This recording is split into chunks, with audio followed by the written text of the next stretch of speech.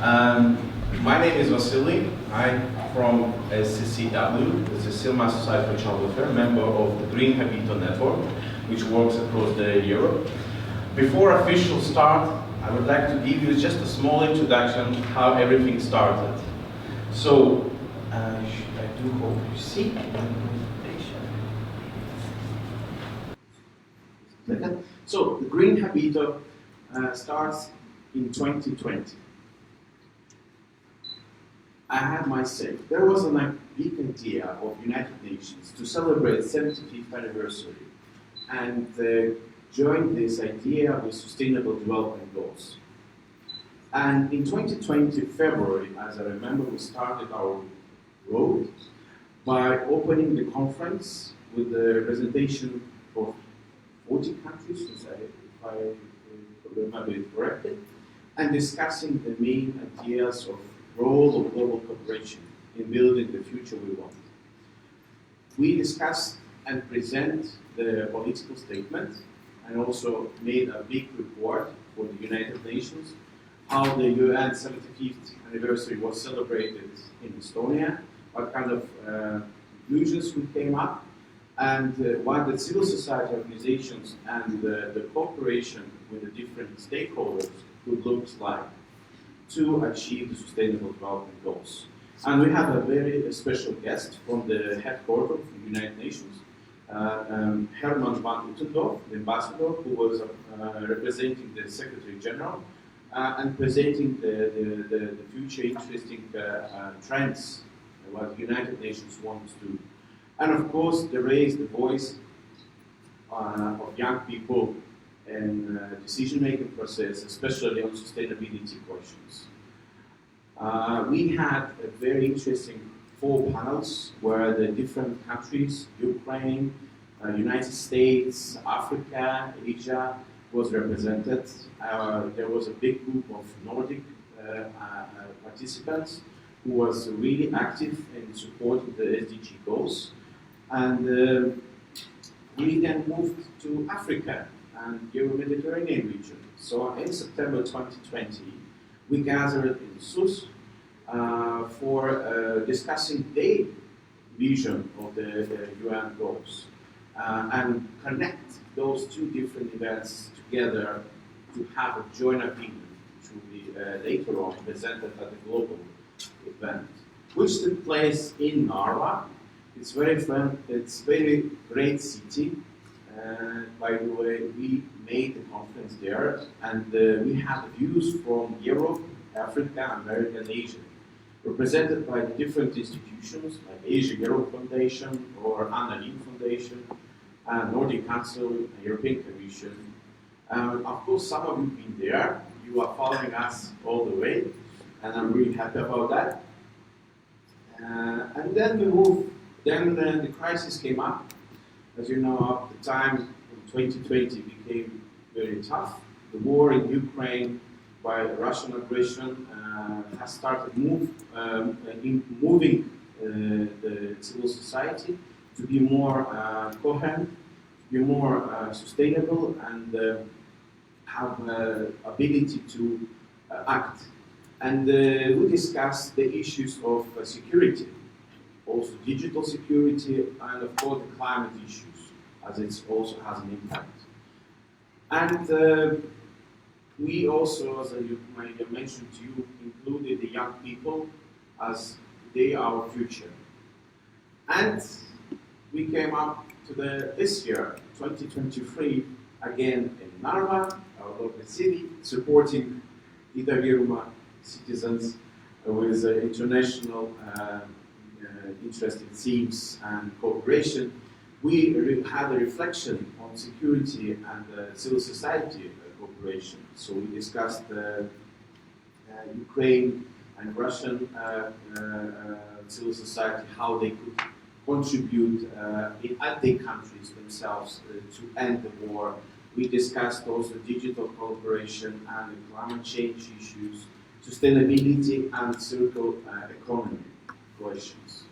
And we also had a very big number of participants, representatives from civil society, government institutions, researchers, And that's for a moment now. We have fulfilled 4 interesting events, and this is the 5th event, which I'm really happy to open from our organization on behalf of our host. But I would like to give the floor to the main organizer and the moderator of this conference, Ambassador Hatim Atalan. Hatim, the floor is yours. Thank you.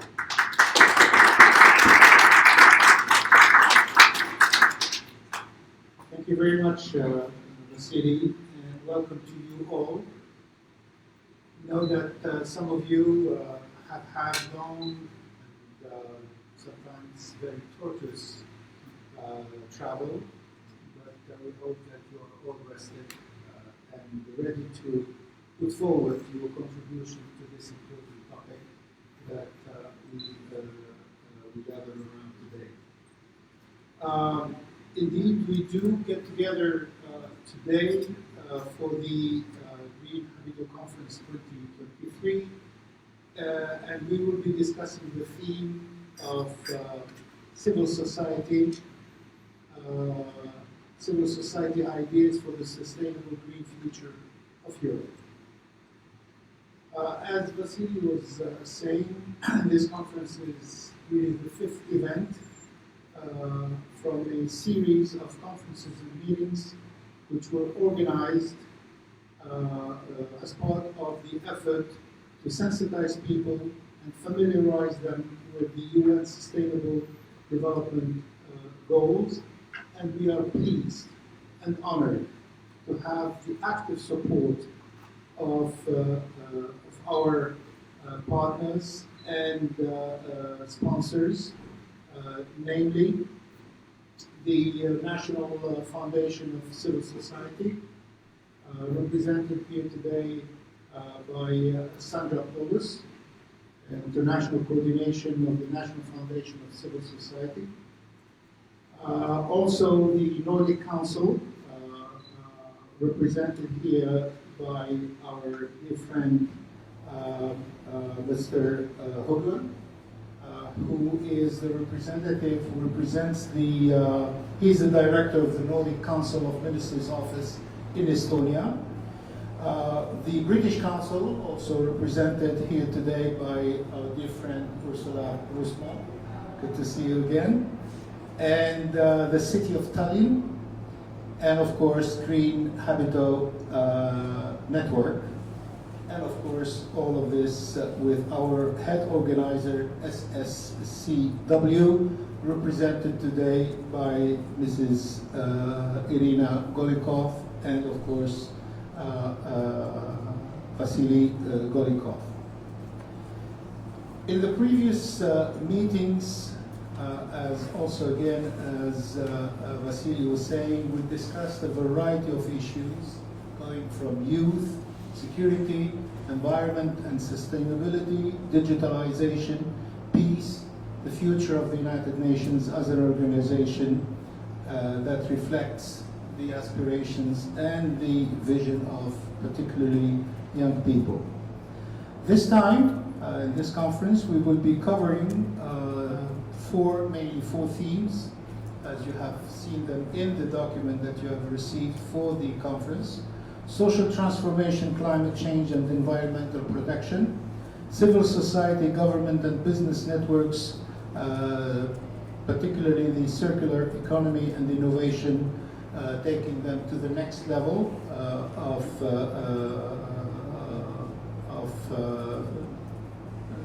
creativity, researching current consumption patterns and integrating the sustainable lifestyles. And we will hear different experiences from different countries on this to basically try to get some sort of best practices that we can all discuss and hopefully adopt. Then the role of civil society organizations in fighting for the green transition and sustainable development. I had the honor and the privilege of being part of this 5-year activity, and I'm very pleased to see youth getting involved in a variety of ways, which I take as a very encouraging omen about our future. You have come from a variety of countries. I think we have Norway, Finland, Belgium, Iceland, Denmark, Greece, Sweden, the Netherlands, and I hope I did not forget any other country. Estonia, of course. of course. As you, I believe, would all agree that our world is changing, and it is changing very fast. In this dynamic, youth have a central role to play to shape the new international order and ensure that it reflects its vision, its ambitions, and its expectations. One way to ensure that, to ensure this orientation, but also to ensure that youth voice is heard and heeded, is through the active involvement of civil society. As not only as a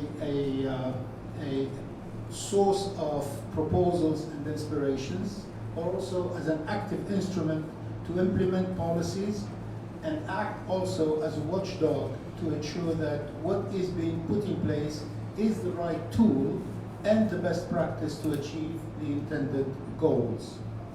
Sustainability is not a fashion. It must be a way of life, and I'm really happy to see that youth see it this way as well.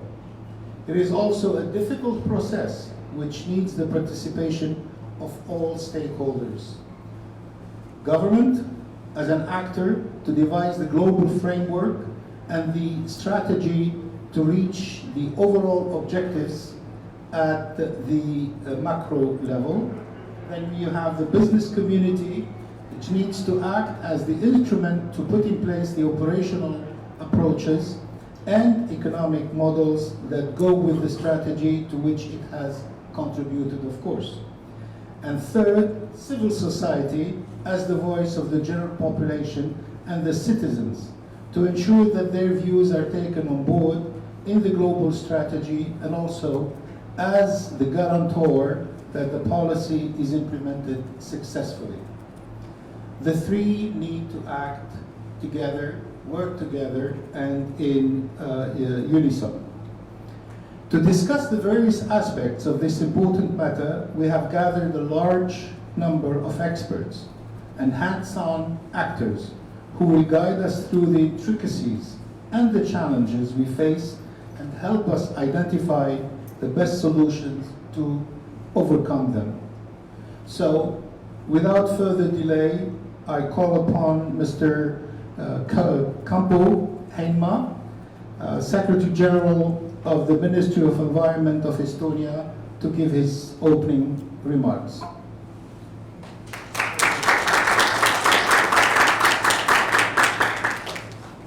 Thank you very much, and good morning. I'm really honored to be here and standing in front of you to say some opening words and give you some brief introduction to the climate change and circular economy and other environmental issues we are challenging and tackling in Estonia. If I look at the situation where we are at the moment, we know that there is a war, and during the last year there was a discussion. Does this environment, the sustainability and everything is like must-have issue or something that is nice to have? But I understand now, and I hope everybody understands that it's not only a side. The environmental issue is not a side. As in the war, there is a huge impact to the environment and the climate. The Ukraine has estimated and calculated how much damage there been in the environment from the war. But we should understand that there is a direct impact and there is a non-direct impact. Something that we really realize later, and who will be most impacted is actually the people and the society. And And in general, as we see, the environment is really in the middle now, not in the side, something that we take care only when we have good times. But actually, as a humankind, we should take care of the environment to survive in the middle and even and the long term. So it's not something nice to have to tackle the environmental issues, but must have. So, and the civil society definitely plays a huge part in all the environmental issues, because we are the consumers, and we put the pressure to consume, to produce, and if you consume something, they will be produced. If you aim to use something that is unnecessary to use, like we are tackling the plastic pollution. This end of this week, during next week, there will be another international conference for tackling the plastic pollution and to go to the legally binding agreement. And in the Europe, we have already banned some products. So if we aim to use some product, they will be not produced anymore, and we can throw it out from the society. So the society plays in the role as being a consumer, but as well as being a part of the negotiations, to go and say the words when there is a new plan for some industrial activity or even renewable energy. If you are making a new wind park, there is an impact assessment. It's published, and it's very important that the civil society takes part and says their word, how they see how this wind park should be implemented. Should be implemented in this place or another place. So there is a different way how the civil society can play a part. And finally, we are those who are actually impacted together with the nature. So if we go through some slides as well, if you look at just some figures of Estonia, we see that actually the very big part of the majority is actually the services. But we usually take into account the industry and agriculture and say that most of the impact comes from there. But actually the services, they have impacts as well. At the moment we are sitting here in this room and there is climate that the ventilation is working. We are consuming energy at the moment, but it's part of the service sector, so we should take care of this as well. But in general, Estonia is a small country, but we are big in our hearts, so we can, even Estonians, we see that we can change the world. Next slide, please. In Estonia, we have national development strategy that takes is like a strategy that takes 5 pillars, 5 cornerstones, and one is the living environment that includes the nature and all the environmental issues.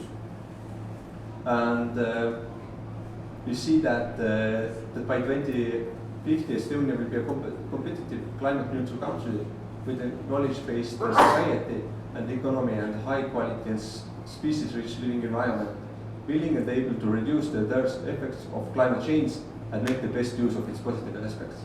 It's nice words, but actually it's, as I started my intervention, it's a must-be. Without reaching this goal, we will not survive actually. Next slide, please. And if you go more deeply into the environment and climate issues, we also under development is environmental development plan, so-called KEVAD. In Estonia, it's KEVAD. In English, it means spring.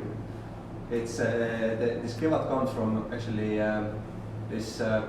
comes from the name of the strategy. It's like shortened, but it's really nice to have this is named as a spring. We know at the moment outside it's spring, everything's fresh, everything starts, and it's like a new start that we can prepare and it includes different pillars as well. So let's move on. If you go to the climate change, we have actually decreased the greenhouse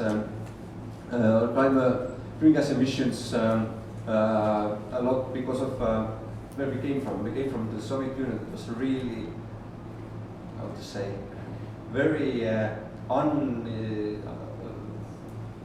very dirty way how we produced everything. The environment is not in even in the site. It was something like when there is a really direct impact to the health of the human health. It was taken care, and some nature protection as well. But basically, there was just we have produced something, and everything the pollution just came out without any basically any treatment. So because of the starting point was like really dirty, and where we are now we have decreased the production of or emission of greenhouse gases a lot. But the most important still is the energy sector. We use one specific energy source, oil shale. It's basically Estonia is the main user of this specific stone. I will have one slide later to say how much we produce it. But we have had a transition actually from that as well. We are not producing energy so much from the oil shale. They as today, where there's a lot of sun, basically most of Estonian energy is produced by solar parks, but we still use it, and we need this oil shale for security reasons. And yeah, let's go to the next slide. We see that also the agriculture, waste, transport, they are producing greenhouse gases. And to actually achieve the climate neutrality in 2050, we need to change not only the energy sector, but agriculture, waste treatment, transportation. It's full of areas. Basically, everything has to change. Even the services sector, they have to change, and it's in society, how we live, how we consume, how we move, everything needs to change. So it's definitely a big change, but it's possible because this transition is just accelerating and accelerating. 10 years, 15 years, the solar panels was so expensive that only the very rich people could afford it. Now if you look at the roofs of the building, you see that a lot of private houses have their own solar panels, because the starting point is always so difficult, because the production and the consumption patterns is there, but it's accelerating. We did the same with the cars, with electric cars. They are quite expensive now, but 5-10 years they are not, because of the transition is just there in that moment that most of the cars produced is energy cars, and because of that, the amount of cars produced makes it more efficient to produce. The production prices will come down, and it means the final price will be cheaper. So it's the beginning is difficult, but if you survive the beginning, we can survive the longer term as well. Let's move. So some indicators as well. also covered the greenhouse gases. The second one is the circularity and circular material use rate. We know that the linear economy is still actually there in many areas, so that we extract the resources, we produce, we consume, and just throw away. So, but if we keep the materials in the circle and in the society, we can make less pressure for the raw materials, as well produce less pollution and the waste. And also the resource productivity is quite low in Estonia. This also comes from the oil shale, but also that we in Estonia we have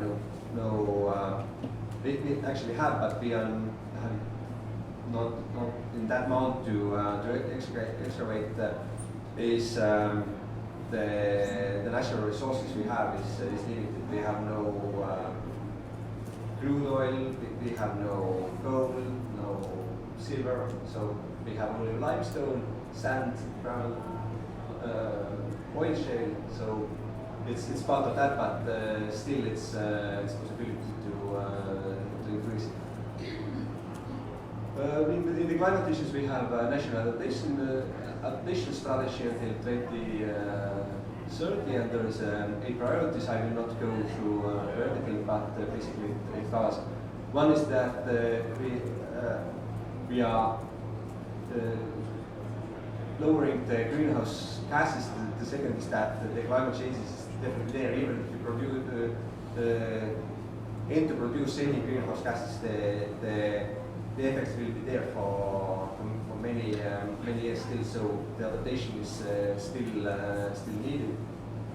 We go further, then we have low carbon strategy until 2050, and also we have a new government, and one of the priorities for this new government is so-called climate law that will define actually the main targets as a legally binding. At the moment,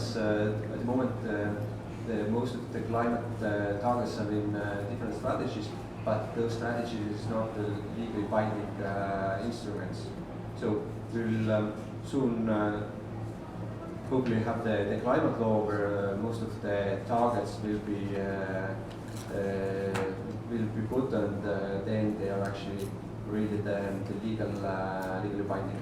So let's move on. If you look at the material flow diagram that I mentioned, that we should keep the materials in the society as long as possible in the economy, but we are still in many areas quite linear, so that we are extracting the natural resources and importing the raw materials, and then we are producing or consuming, and most of them still goes as a waste to the incineration plant or the landfill, or the emission to air or water. So it's a huge task how to put the circular economy really work in the society, so that we are collecting. If you look at the solid waste, that we are really collecting it and make it possible to send back to the economy. And it's a huge part for the society, especially if you look at the municipal waste.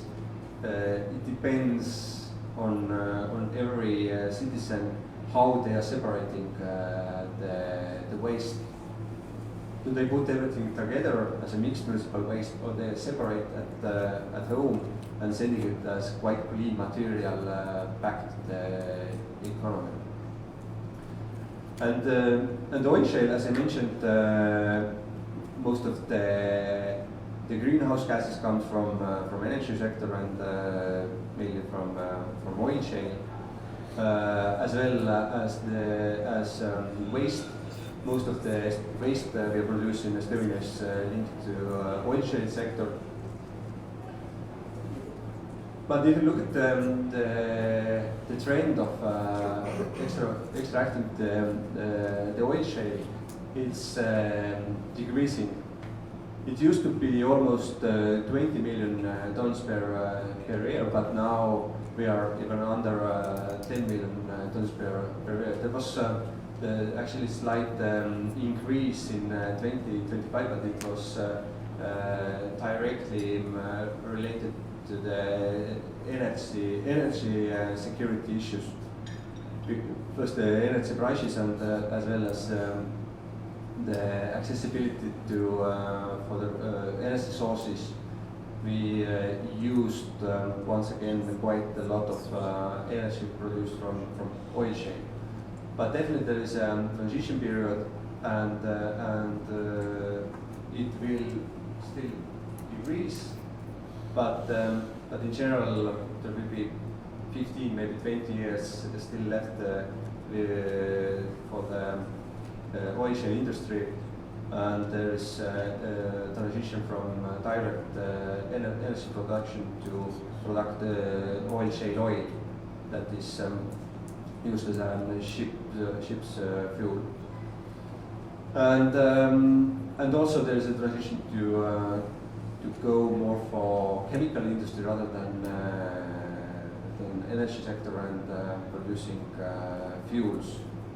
So and also there is some research to go to the chemical waste recycling as well.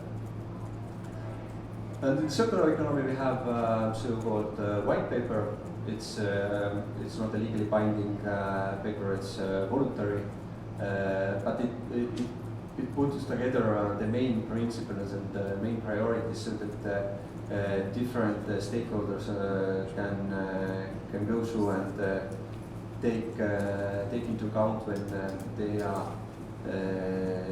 dealing with different issues. And they say that actually it's not really a science to go through circular economy.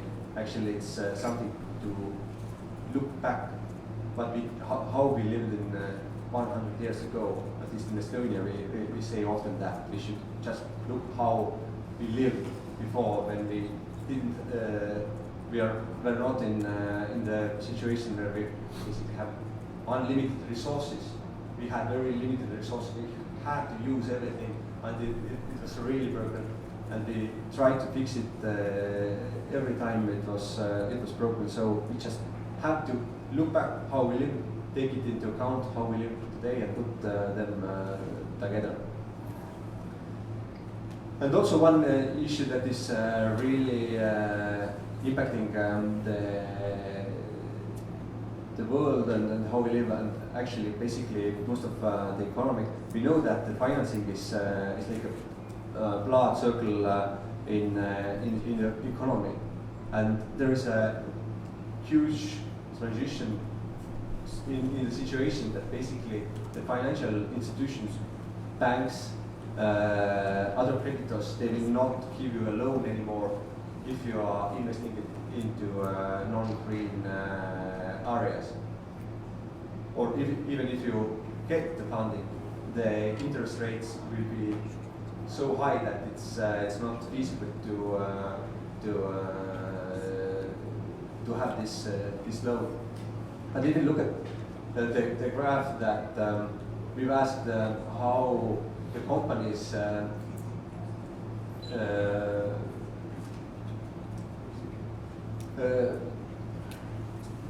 how they are thinking about the sustainability, and only half of them really think about it, and quarter of them basically say they haven't think about it yet. It seems how it's possible, but it's still possible. Next slide, please. And there is a bit in the European Union a new responsibility for many companies that they have to really start reporting how sustainable they are. And also, if you ask them how it will affect you, we see that only 17% says that is really affecting. But actually, the numbers are so low because directly the reporting goes for the big enterprises. But if you go through the value chain, if you're part of management, if you are selling your product to some big companies, they ask information from you. You have to be prepared to give them the information where this food came from, or where this textile came from, where this vegetable came from. So you actually have to go there as well, and we see that it's still not there for many companies. And also we have cooperation with the civil society. We have so-called Climate and Health Council, that is Minister of Climate. Also, we are working together with different stakeholders with the finance reporting, the climate law I mentioned, and also for the circular economy, we should take care that the circular economy is value-based. What it means value-based? We can produce something that is unnecessary for the society, but we are producing it very circular way.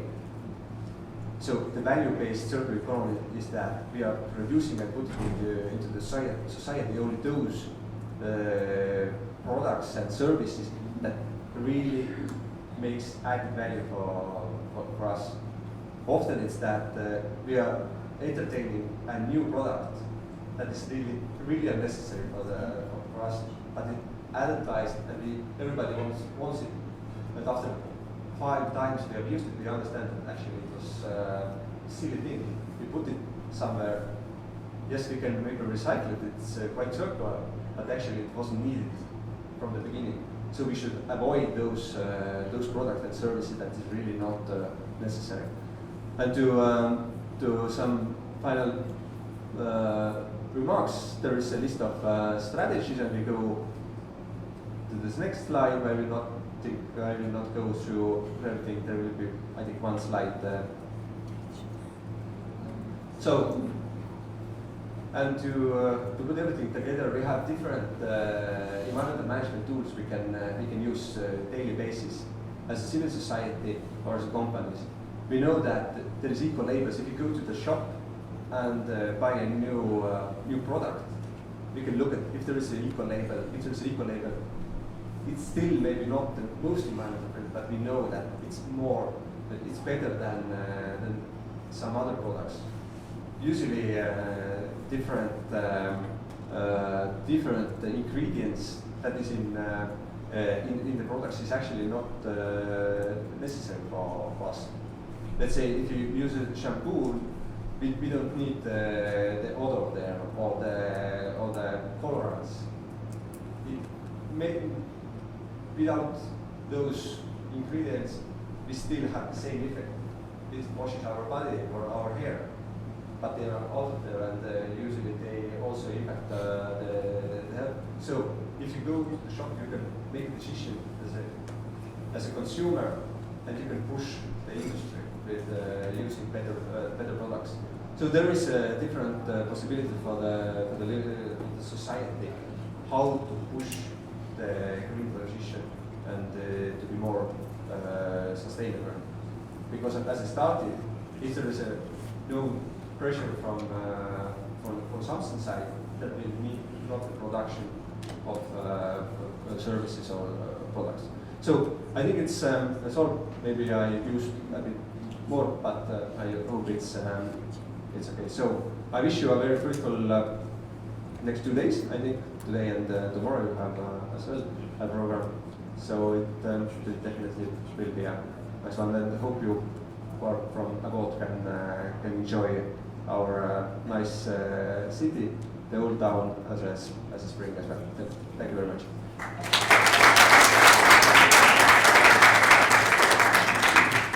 Thank you very much, Mr. Heinma. Let's continue our traveling, and now we can hear about the same issue from the Nordic Council of Ministers' perspective. So I have the pleasure to call on my good friend Mr. Krista Hugman, the Director of the Nordic Council of Ministers Office in Estonia.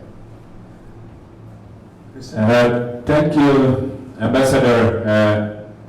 Dear friends, first of all, I would like to thank Vasily and his magnificent team for the work they have done during many years. I sincerely hope that you will have the strength and interest and support to continue, because this has to be done. Still, we have to continue with this, because now this doesn't work. Okay.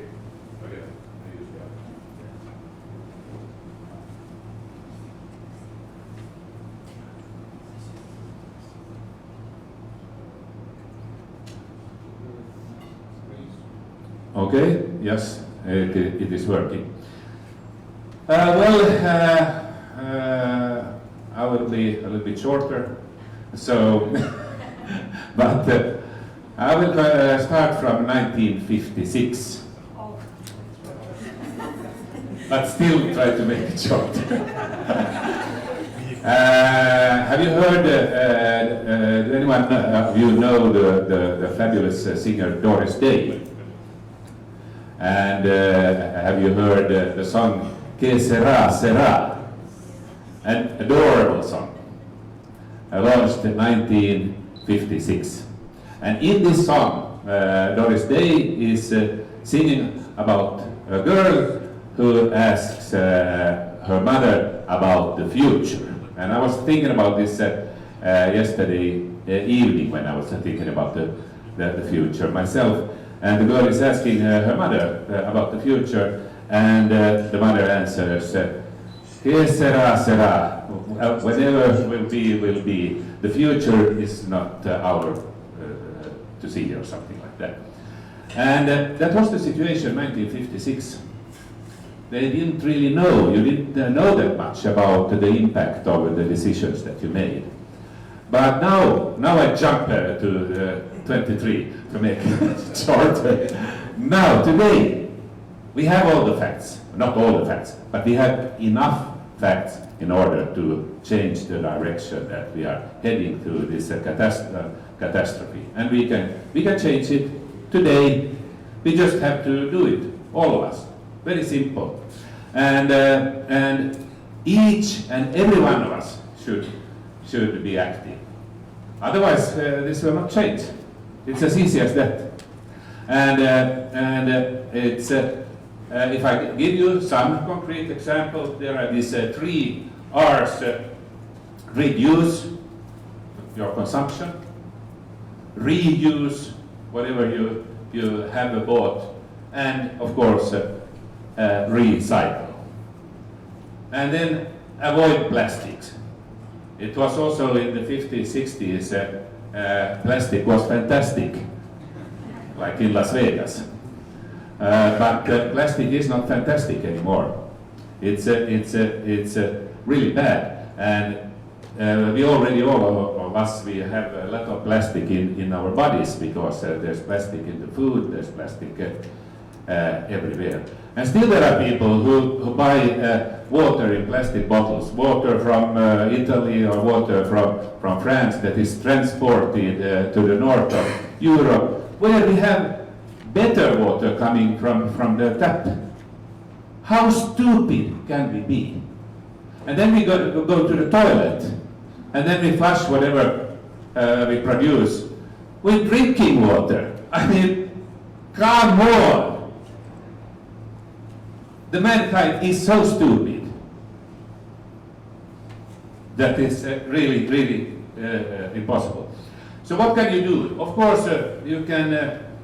You have a voice and you have vote, and we have already in previous conferences discussed a lot about democracy.